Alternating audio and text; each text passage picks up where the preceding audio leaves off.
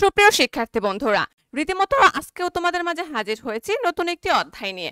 আজকে আমরা পড়ব পল্লী কবি জসীমউদ্দিনের রূপাই কবিতা। তো জসীমউদ্দিন সম্পর্কে আমরা একটু পরে জানি, কারণ জসীমউদ্দিন সম্পর্কে বিস্তারিত অনেক বর্ণনা রয়েছে। আগে আমরা একটা রূপাই সম্পর্কে জানি। রূপাইকে, রূপাই হলো নকশি কাঁথার মাঠ কাব্যের নায়ক। নায়ক হচ্ছে রূপাই। ওই জসীমউদ্দিনের নকশি কাঁথার মাঠ অনেক প্রচলিত একটি কাব্য, খুব সুন্দর একটি কাব্য। তো নকশি কাঁথার মাঠে যেই নায়ক রয়েছে রূপাই, ওই রূপাইয়ের বর্ণনা, রূপাইয়ের চরিত্র বর্ণনা, রূপাইয়ের শারীরিক বর্ণনা, ওই রূপাইয়ের চরিত্র বর্ণনা, এই রূপাই সম্পর্কেই কিন্তু যেই অধ্যায়টা রয়েছে বা যেই বর্ণনাটুকু রয়েছে নকশি কাঁথার মাঠ কাব্যে, ওই অংশটুকু মানে নায়কের চরিত্রের যে নায়কের যে বর্ণনা রয়েছে ওই অংশটুকু এইখানে রূপাই নাম দিয়ে একটা কবিতা আকারে বানিয়ে দেওয়া হয়েছে।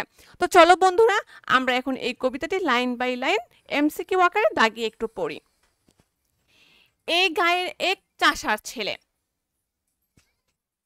এই গায়ের এক চাষার ছেলে, লম্বা মাথার চুল। তো রূপাই নকশি কাঁথার মাঠ কাব্যে নায়ক ছিল রূপাই। ওই রূপাইয়ের সাথে পাশের গ্রামের মেয়ের সাথে, মেয়েটার নাম অবশ্য মনে নাই, নায়িকার সাথে কি হয়েছিল, বিয়ে ঠিক হয়েছিল। তো দুইটা গা ছিল, মানে দুইটা গা, এই গায়ের অর্থ হচ্ছে গ্রামের, দুইটা গ্রাম ছিল, মাঝখানে ছিল একটা নদী। তো এই গায়ের বলতে মানে রূপাইদের গ্রামের কথা বলছে, যে ওই গ্রামে একটা চাষার ছেলে ছিল। রূপাইয়ের বাবা কি ছিল, একজন চাষা ছিল। তো চাষার ছেলের কি ছিল, লম্বা মাথার চুল ছিল, মানে রূপাইয়ের মাথার চুল ছিল লম্বা, মানে বাবরি চুল। কালো মুখে কালো ভ্রমর, কিসের রঙিন ফুল। কালো, রূপাই ছিল একদম কালো, তেল পিছলা কালো, কুচকুচে কালো। তো ওই কালো মুখের, ওই কালো মুখটাকে রূপাইয়ের যে মুখ, কালো মুখ, ওই কালো মুখটাকে লেখক কালো ভ্রমরের সাথে তুলনা করছে। যে ওই কালো মুখটা মানে তেল চিকচিকা সুন্দর, ওটাকে বলছে যে কালো মুখটাই তো কালো ভ্রমর। কালো ভ্রমর বলতে খুব সুন্দর একটা কথা বোঝাইছে, খুব সুন্দর একটা মিনিং বোঝাইছে, যে রূপাই তো এমনি কালো, আর কালো মুখটাই খুব সুন্দর, একদম ভ্রমরের মতো কালো। তো কিসের রঙিন ফুল, আর রঙিন ফুলের কোনো দরকার নাই, রূপাই এমনিতেই রঙিন ফুল। কাঁচা ধানের পাতার মতো কচি মুখের মায়া। কাঁচা ধানের পাতা, আমরা জানি যে ধান একদম যখন সবুজ থাকে, ওই সবুজ ধান থেকে একটা পাতা বের হয়, যখন এই যে দুইটা পাতা বের হয়, দুইটা পাতা বের হয় ওই রকম। তো ওই কচি ধানের পাতাটা বলছে যে ওই ধানের পাতাটার মতো, ওই ধানের পাতাটার মতো হচ্ছে কি রূপাইয়ের মুখের মায়াটা, রূপাইয়ের মুখের যে মায়া, একটা চেহারার ভিতরে যে মায়া ভালোবাসাটা ফুটে ওঠে, ঠিক রূপাইয়ের মুখের মায়াটাকে ওই কচি ধানের পাতার সাথে তুলনা করছে। তার সাথে কে মাখিয়ে দেশে, দেশে অর্থ দিয়েছে নবীন তৃণের ছায়া, নবীন অর্থ নতুন, তৃণ অর্থ ঘাস। যে ওই ওই রূপাইয়ের যেই মুখের যে মায়াটা কচি ধানের পাতার মতো, ওইটার সাথে কি কি করছে, যে নতুন যে চারা ঘাসগুলা জন্মায়, তৃণত ঘাস আর কি। তো যে নতুন যে তৃণ, যে ঘাসগুলা জন্মায়, ছোট ছোট ঘাসগুলা, ওই তৃণের ছায়াটা তার সাথে কি করছে, মাখিয়ে দিয়েছে। মানে এখানে রূপাইকে একদম তেল চিটচিটা কালো, কিন্তু খুব সুন্দরভাবে, কালো হলেও যে মুখের গড়নটা খুব সুন্দর থাকে, মায়া থাকে, ওই রকম ভাবে এখানে কবি ফুটিয়ে তুলেছে। জালি লাউয়ের ডগার মতো বাহু দুখান সরু। এই জালি লাউ অর্থ হচ্ছে আমরা যেটাকে বলে চাল কুমড়া। হ্যাঁ, জালি লাউ, চাল কুমড়া, ওই চাল কুমড়ার ডগার মতো। ডগা অর্থ আমরা চিনি যে চাল কুমড়ার যে বড় বড় লতা থাকে, ওই লতাগুলা। তো জালি লাউর বা চাল কুমড়ার ডগার মতো বাহু, বাহু এর অর্থ হচ্ছে হাত, মানে রূপাইয়ের হাত দুইটা হচ্ছে যে জালি লাউ থাকে, চাল কুমড়া থাকে, ওই চাল কুমড়ার যে বড় বড় লতাগুলো থাকে, ওই লতার মতো চিকন ছিল রূপাইয়ের কি দুইটা হাত। মানে রূপাইয়ের পুরো শরীরটা, পুরা বডিটা এখানে বর্ণনা করছে, মানে এক একটার সাথে তুলনা করে এখানে রূপাইকে কি করছে, কবি সাজিয়েছেন। তো জালি লাউয়ের ডগার মতো বাহু দুখান সরু, এর অর্থ হচ্ছে চাল কুমড়া আছে, চাল কুমড়া লতার মতো কি ছিল, রূপাইয়ের হাত দুখান চিকন ছিল। গাখানি তার শ্রাবণ মাসের যেমন তমাল তরু। শ্রাবণের অর্থ হচ্ছে শ্রাবণ, মানে শ্রাবণ মাসে কি হয়, তমাল মানে তমাল গাছ, আর তরু অর্থ হচ্ছে ওটার যে তমাল তরু, যে তমাল গাছটাকে বোঝাইছে, তরু অর্থ গাছ বা লতা পাতা। তো তমাল গাছটা শ্রাবণ মাসে যেরকম থাকে, হ্যাঁ, ওই রকম তার ওই রকম ভাবে রূপাইকে বর্ণনা করা হয়েছে, যে শ্রাবণ মাসে যে তমাল গাছটা যেরকম থাকে, ঠিক রূপাইকেও ওই রকম ভাবে বর্ণনা করছে। বাদল ধোয়া মেঘে, এই লাইনটা খুব সুন্দর। বাদল ধোয়া মেঘে কে গো মাখিয়ে দিছে তেল। বিজলি মেয়ে পিছলে পড়ে ছড়িয়ে আলোর খেল। এই লাইন দুইটা খুব সুন্দর এবং এখান থেকে কিন্তু সৃজনশীল এবং এমসিকিউ প্রশ্ন আসে, দাগিয়ে নেবে। বাদল ধোয়া মেঘ, মানে বাদল ধোয়া মেঘ বলতে বাদল মাসে বা বৃষ্টির যে মেঘটা হয়, বাদল দিনে বা বৃষ্টির দিনে যে মেঘটা হয় ওইটাকে বলছে যে ওই বৃষ্টির সাথে, মানে বৃষ্টিটা তো একদম সুন্দর বা সুশ্রী, ওইটার সাথে বৃষ্টির সাথে কি করছে, তেলটা দিছে। মানে রূপাই তো কালো, ওই কালো বা একটা মানুষের শরীরে যদি তেল মাখা হয় তাহলে কি হয়, বৃষ্টির পানিটা কিন্তু ওই তেল থেকে গড়িয়ে গড়িয়ে নিচে নেমে পড়ে। তাই বলছে যে বাদল ধোয়া মেঘে কে গো মাখিয়ে দিছে তেল, মানে বাদল ধোয়া তো মেঘটা আছে, ওই মেঘের সাথে তেল মাখিয়ে একদম পিচ্ছিল করে দিছে।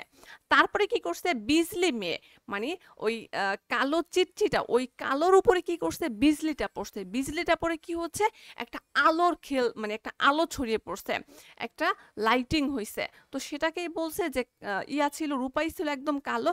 তো ওই শরীরে যখন তেলটা ইউজ করা হয়, তেলটা দেওয়া হয়, তখন কি হয়, আলোর একটা ঝলকানি পড়ে, আলোর একটা ছাটা পড়ে, ওইটাকে বলছে।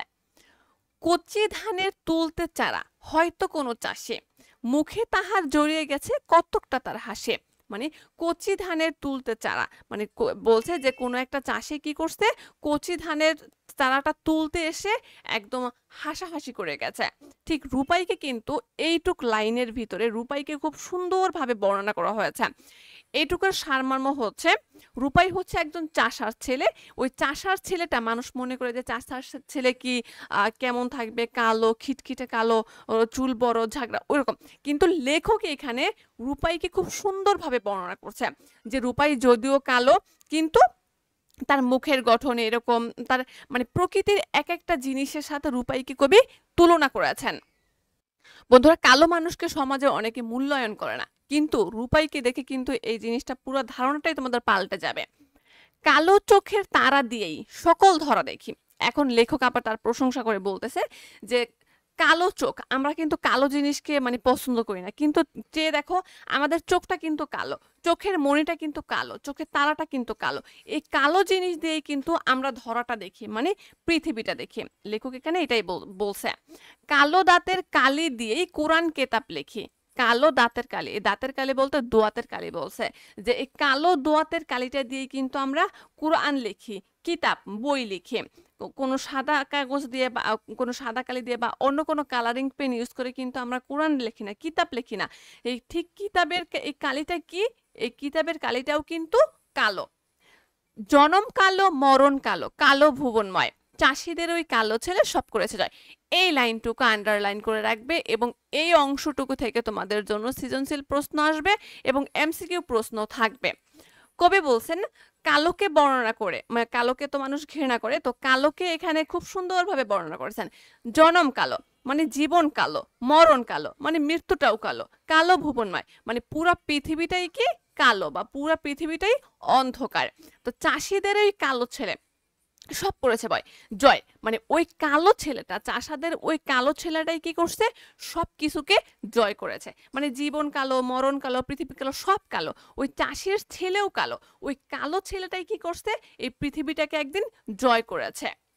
তারপরে বলছে সোনায় যেজন সোনা বানায় কিসের গরফ তার। এই লাইনটুকু খুব সুন্দর। রং পেলে ভাই গড়তে পারি রামধনুকের হার। আচ্ছা, সোনায় যেজন সোনা বানায়, সোনায় যেজন সোনা বানায়, মানে এখানে কিন্তু সোনা বলতে গহনাগাটির সোনা, ওই সোনাকে বলা হয় না, এখানে বলছে যে জমির কথা। সোনায় যেজন সোনা ফলায়, মানে জমিটাই হচ্ছে পুরোটা সোনা, ওই সোনাতে কি করে সোনা ফলায়, ওই সোনাতে মানে মাটিতে কি করে মানুষ ফসল ফলায়, ওই ফসলটাকেই বলা হয়েছে সোনা। যে সোনা দিয়ে কি করছে, সোনা বানাইছে, মানে মাটিতে ফসল ফলাইছে, ওই সোনা থেকেই সোনা ফলাইছে। কিসের গরফ তার। স্বর্ণকারে স্বর্ণ দিয়া গহনা বানায়, তাতে কি হয়, তার গর্ব হয়। কিন্তু একজন কৃষক মাটি থেকে কি করে ফসল ফলায়, ওইটাকেই বলছে লেখক যে সোনায় থেকে কি করে সোনা ফলায়। কিসের গরব তার, গরব অর্থ হচ্ছে গর্ব, যে কৃষক কি করছে, রূপাই কি করছে, ওই সোনা থেকেই সোনা ফলাইছে, কিন্তু তার কোনো গর্ব নাই, কেননা সে তো সোনা থেকেই সোনা ফলাইছে, তাহলে তার গর্ব কেন হবে। অনেকে গর্ব করে কিন্তু কৃষকরা কখনো গর্ব করে না। রং পেলে ভাই গড়তে পারি রামধনুকের হার। যদি রংটা পাই তাহলে আমরা, রংধনু আছে, ওই রংধনুটাকেও আগ করে হার মানিয়ে ফেলতে পারি, সেটাই বলছে। কালোয় যেজন আলো বানায় ভুলায় সবার মন, তারই পদ রজের লাগে লুটাই বৃন্দাবন। আচ্ছা, কালোয় যেজন আলো বানায়, কালো দিয়া কি করছে, আলো বানায় ফেলছে। মানে রূপাই একজন কালো, কিন্তু সেই কালোটা কিন্তু কালোর মতো নেই, সে কালোর ভিতরে একটা আলো ফুটে উঠছে, এত সুন্দর চিকচিক একটা ভাব ফুটে উঠছে, ওই কালোর উপরে একটা আলোর ছাটা পড়ে একদম চিকচিক চিকচিক হয়ে গেছে। সেটাকেই বলছে কালোয় যেজন আলো বানায়, ওই কালো ছেলেটাই পুরো পৃথিবীটাকে আলো বানিয়ে ফেলছে, ভোলায় সবার মন। ওই কালো ছেলেটা, ওই কালো রূপাইটাই কি করছে, আলো বানিয়ে মানুষের মনটাকে ভুলিয়ে ফেলছে, পৃথিবীটাকে জয় করে মানুষের মনটাকে জয় করে ফেলছে। তারের পদরজ, এই পদরজের অর্থ হচ্ছে পদধূলি, মানে তার পদের ধূলির লাগি লুটায় বৃন্দাবন। বৃন্দাবন হচ্ছে কি হিন্দুদের একটা পবিত্র তীর্থস্থান, যেটাকে রাধা কৃষ্ণের প্রেম লীলাও বলা হয়ে থাকে। তো বলছে যে রাধা কৃষ্ণের প্রেম লীলা বা হিন্দুদের একটা পবিত্র স্থান হচ্ছে কি বৃন্দাবন। তো তারই পদের রজের লাগি লুটায় বৃন্দাবন, তার পায়ের পদধূলি পাওয়ার জন্য বৃন্দাবনও কি করে, তার পায়ের নিচে লুটিয়ে পড়ে। এখানে এটাই বলছে যে একজন কালো মানুষ হয়ে কৃষ্ণও কিন্তু, রাধা কৃষ্ণ কিন্তু কালো ছিল, ওই কালো হয়েও কিন্তু পুরা বৃন্দাবনটা সে দখল করে নিছে। সকল মানুষ কিন্তু তার পায়ের নিকটেই থাকে, তাকে তাকে ভক্তি করে, শ্রদ্ধা করে। তো এই কালো মানুষটা, এই রূপাই যে কালো ছিল, এই কালো মানুষটা আলোর মতো করে পুরো পৃথিবীটাকে জয় করে মানুষের মন ভুলে ফেলছে, এবং ওই রূপাইয়ের পদধূলি পাওয়ার জন্য পুরা বৃন্দাবনটা কি করছে, তার পদধূলি পাওয়ার জন্য লুটিয়ে পড়ছে। সোনা নহে পিতল নহে, নহে সোনার মুখ, কালো বরণ চাষির ছেলে জুড়াই যেন বুক।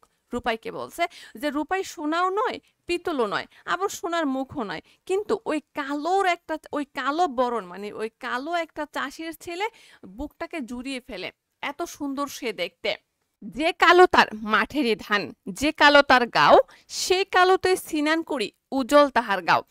যে কালো তার মাঠের ধান, মাঠের ধানটা কি কালো, যে কালো তার গাও, গাওয়ের অর্থ কি গ্রাম, এই গাওয়ের অর্থ হচ্ছে গ্রাম, মানে মাঠের ধানটাও কালো আর যে রূপাইদের গ্রামটাও কালো, সেই কালোতে গোসল করেই উজ্জ্বল তাহার গাও। মানে ওই কালো ধান কালো, তারপরে কি তার তার গ্রামটাও কালো, কিন্তু সেই গ্রামে বসবাস করে পুরা পৃথিবীটাকে কি করছে, রূপাই কি করছে, আলো করে ফেলছে। এই চরণটুকু দ্বারা এটাই বোঝানো হয়েছে।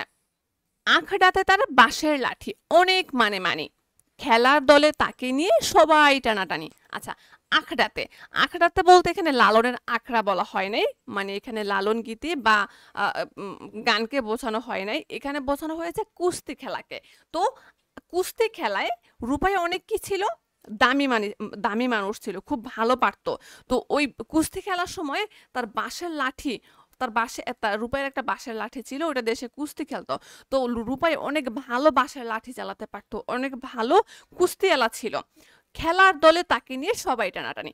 তো সে যখন খেলতে যেত, সে যখন কুস্তি খেলতে যেত, তখন তাকে নিয়ে দুই দল কি করতো, টানাটানি করতো।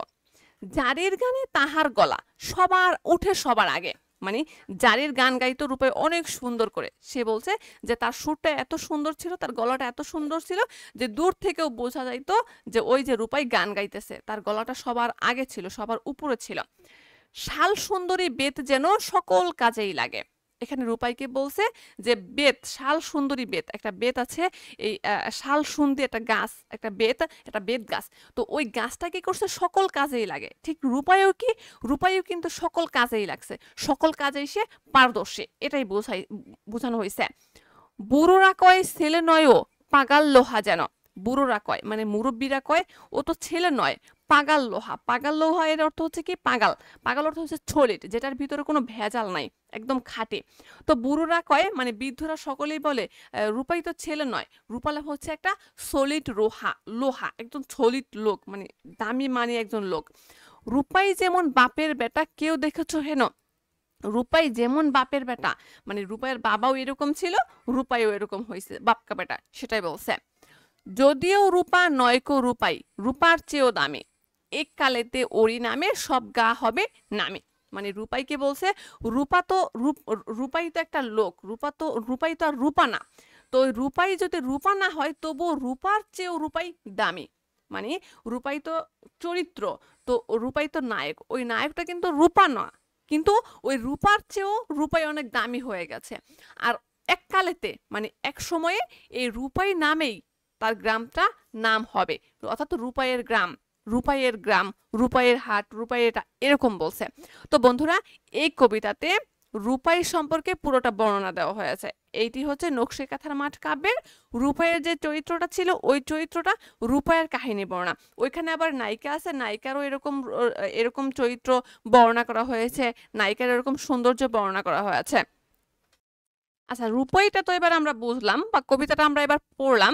এবার আমরা একটু পল্লীকবি জসীমউদ্দীন সম্পর্কে জেনে নেই, কেননা পল্লীকবি জসীমউদ্দীন সম্পর্কে জানার আমাদের অনেক কিছু রয়েছে, এবং এইখান থেকে আমাদের জন্য সৃজনশীল প্রশ্ন আসতে পারে, এমসিকিউ তো আসবেই আসবে। পল্লীকবি জসীমউদ্দীন, প্রথমেই বলে নেই তাকে পল্লীকবি কেন বলা হয়। জসীমউদ্দীনের পুরো কাব্য, পুরো কবিতা সব কিছু কি করতেন, তিনি পল্লীর বা গ্রামের মানুষজনকে নিয়েই বেশি লিখতেন। গ্রামের মানুষের দুঃখ কষ্ট, তাদের আনন্দ বেদনা সুখ দুঃখ সব কিছুই পল্লীকবি জসীমউদ্দীনের কাব্যে স্থান পেয়েছে। তাই তাকে কি বলা হয়, পল্লীকবি বলা হয়, বা গ্রামের কবি বলা হয়, গ্রামীণ কবি বলা হয়। আচ্ছা, জসীমউদ্দীন 1903 খ্রিস্টাব্দে ফরিদপুর জেলায় তাম্বুলখানা গ্রামে জন্মগ্রহণ করেন। জসীমউদ্দীনের জন্মসাল এটা আর গ্রামের নামে একদম ঠুটস্থ রাখবে। 1931 খ্রিস্টাব্দে তিনি কলকাতা বিশ্ববিদ্যালয় থেকে বাংলা ভাষা ও সাহিত্যে এমএ পাশ করেন। কর্মজীবনের শুরুতে তিনি 5 বছর ঢাকা বিশ্ববিদ্যালয়ে বাংলা বিভাগে অধ্যাপনা করেছেন। অর্থাৎ পল্লীকবি জসীমউদ্দীন ঢাকা বিশ্ববিদ্যালয়ের বাংলাতে কি করছেন, বাংলার প্রফেসর ছিলেন। পরে তিনি সরকারি তথ্য ও প্রচার বিভাগে উচ্চ পদে যোগ দেন। ছাত্র জীবনে তিনি কবিতা লিখতে শুরু করেন। আমরা জানি কবর কবিতা। তিনি যখন বিশ্ববিদ্যালয়ের ছাত্র তখন তার লেখা কবর কবিতাটি বিশেষভাবে প্রশংসিত আছে। এই কবর কবিতাটি কি পরিমাণ নাম করা, এবং এটা আমাদের কি পাঠ্য বইয়ের কি একটা বিষয়বস্তু করা হয়েছে, পাঠ্যভুক্ত করা হয়েছে। তো এই কবিতাটি কখন তিনি লিখছেন, যখন তিনি ঢাকা ইউনিভার্সিটির স্টুডেন্ট ছিলেন, যখন তিনি বিশ্ববিদ্যালয়ের ছাত্র ছিলেন, তখন ছাত্র অবস্থাতে কিন্তু তিনি এই কবির কবিতাটি লিখেছেন। তার কবিতায় আমরা পল্লীর মানুষ, পল্লীর প্রকৃতি সহজ সুন্দর রূপে দেখতে পাই। পল্লীর মাটি ও মানুষের সঙ্গে কবির হৃদয় যে এক হয়ে মিশে আছে। তার উল্লেখযোগ্য কাহিনী কাব্য, এই যে নকশিকাঁথার মাঠ, সজন বাদিয়ার ঘাট, এই দুইটা একদম ঠুটস্থ রাখবে। আর জসীমউদ্দীন বললেই কিন্তু আমরা কবর কবিতা, নকশিকাঁথার মাঠ, সজন বাদিয়ার ঘাট এগুলো আমরা বলি, এগুলো আমাদের এমনি ঠুটস্থ হয়ে গেছে। জসীমউদ্দীনের চেয়েও এই নামগুলোই বেশি পরিচিত।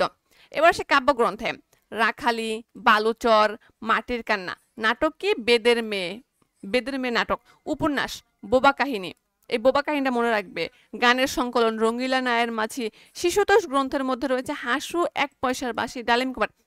মানে জসীমউদ্দীনের প্রত্যেকটা গল্প কাহিনী, তারপরে যে নাটক কাব্যগ্রন্থ, তারপরে যে কাহিনী কাব্য একদম ঠোঁটস্থ রাখবে। বিশ্বভারতী বিশ্ববিদ্যালয় থেকে তিনি সম্মানসূচক ডিলিট ডিগ্রি এবং বাংলাদেশ সরকারের 21শে পদক পেয়েছেন। 1976 খ্রিস্টাব্দে তিনি ঢাকায় মৃত্যুবরণ করেন।